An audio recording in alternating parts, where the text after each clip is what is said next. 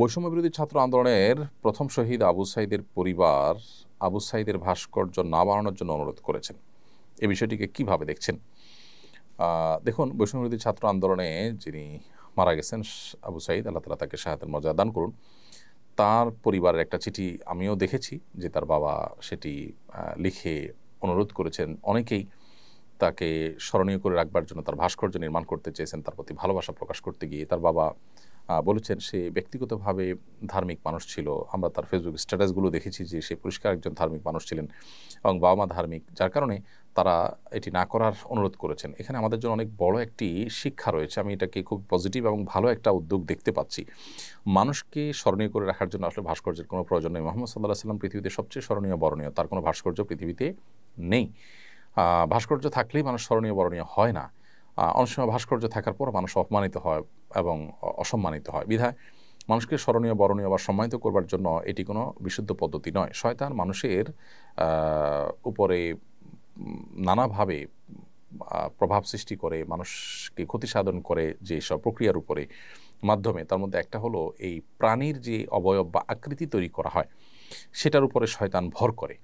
এটা শয়তানের বাহন অনেকটা বলতে পারি। এটা নিয়ে অনেক গবেষণা আছে, অনেক আলাপ আছে। সংক্ষিপ্ত ভাষণের এই প্রশ্নোত্তরের সেশনে আমরা বিস্তারিত বলতে পারবো না। শুধু এটুকু বলছি যে এ সমস্ত প্রাণী, কোনো প্রকার প্রাণী, মানুষ হোক অন্য কোনো প্রাণী হোক, তার অবয়বকে ভাস্কর্য আকারে নির্মাণ করা, পুতুল ইত্যাদি তৈরি করা এবং সেগুলো প্রদর্শন করা, এটা শরীয়তে হারাম করা হয়েছে।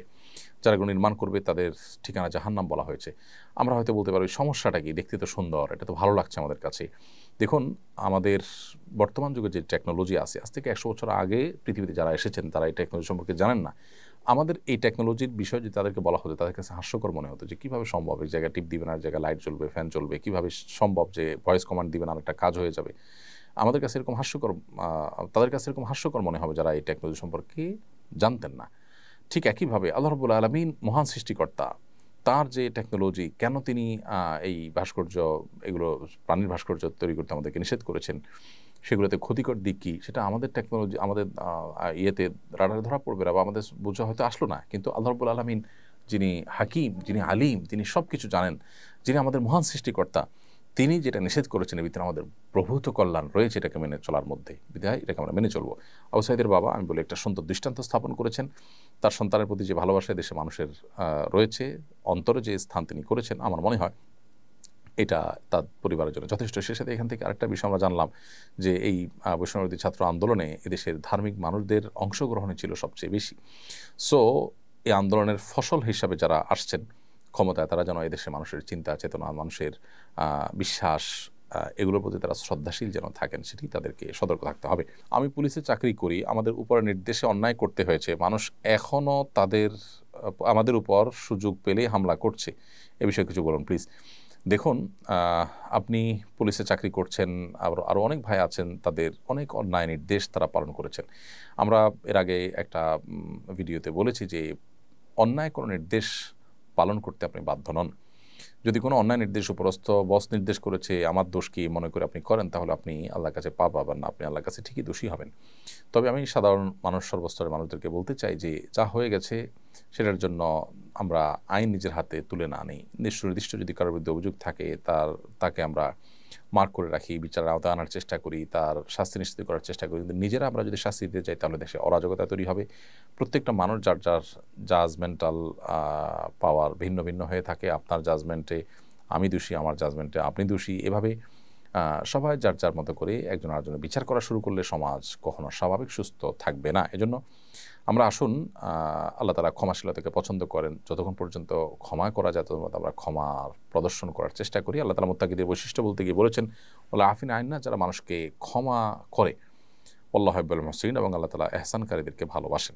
চলমান বৈষম্য বিরোধী আন্দোলনে যে সমস্ত তরুণরা সফলতা অর্জন করেছেন, তাদের অনেককে সোশ্যাল মিডিয়াতে বলতে দেখা যায় যে তরুণরা নাকি কিছুই করতে পারবে না, তরুণরা করে দেখিয়েছে, ইত্যাদি ইত্যাদি। এ জাতীয় কথা কি অহংকারের মধ্যে পড়ে? দেখুন, সোশ্যাল মিডিয়াতে অনেক তরুণই আছেন যারা সদ্য সমাপ্ত যে আন্দোলন বৈষম্যবিরোধী আন্দোলন, সেটিতে তাদের যে সাফল্য সেটার কারণে তারা এমন এমন কথা বলে যেটা আসলে একজন মুসলমানের জন্য মানানসই নয়। আমরা করে দেখিয়েছি, তরুণরা দেখিয়ে ছেড়েছে, হান করেছে, তান করেছে ইত্যাদি। অহংকারকে আল্লাহ তাআলা একেবারেই পছন্দ করেন না। মানুষ দম্ভ করলে, অহংকার করলে সেটাকে আল্লাহ চূর্ণ বিচূর্ণ করে দেন। পৃথিবীর বহু শক্তি পরাশক্তিকে আল্লাহ তাআলা দম্ভচূর্ণ করে দিয়েছেন।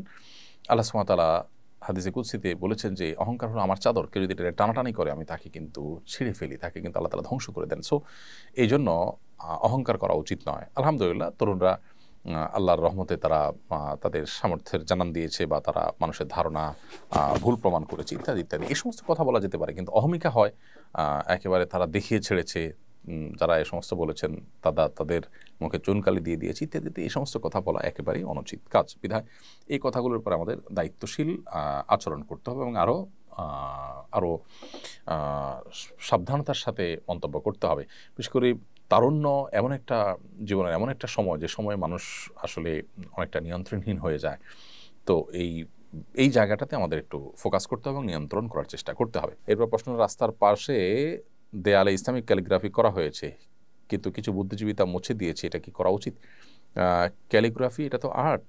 আমাদের সমাজে যদি ভালো কোনো আর্ট ক্যালিগ্রাফি যদি করা হয় রাস্তার পাশে, তো সেটা মুছে দেওয়া তো আমি মনে করি সংকীর্ণ মনা ছাড়া আর কিছুই নয়, সংকীর্ণ চিন্তা ছাড়া কিছুই নয়। অতএব ক্যালিগ্রাফি যে ভাষারই হোক, বিশেষ করে আমাদের দেশে প্রাসঙ্গিক যে ভাষাগুলো সেগুলোর ক্যালিগ্রাফি তো থাকতেই পারে।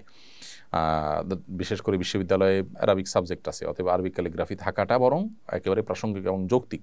এর যদি কেউ মুছে দিয়ে থাকে সে অন্যায় করেছে, এবং আমি মনে করি যে তারা সংকীর্ণ মনার পরিচয় দিচ্ছে। এরাই এদেশে আমাদের যে সম্প্রীতি শান্তিটা নষ্ট করার পেছনে কাজ করছে। এই মানুষগুলোকে চিহ্নিত করা দরকার এবং এদের এই অপকর্মগুলোকে তুলে আনা দরকার। আজকে যে আন্দোলন হলো, মানুষ যে অতিষ্ঠ হয়ে মানুষের মধ্যে যে বিপ্লব তৈরি হলো, সেটার মতো পরিস্থিতি যেন আর না হয়, সেজন্যই এগুলোকে শক্ত হাতে আমাদের দমন করা দরকার এবং এই সমস্ত অনাচার বন্ধ করা দরকার। আপনি একটা বিশেষ ভাষা প্রতি বৈষম্য থাকবে, আপনার হিংসা থাকবে, এই বৈষম্য দূরের জন্যই এত কিছু। আপনার স্বামীর জন্য সেই মেয়েকে দেখা জায়েজ হবে না।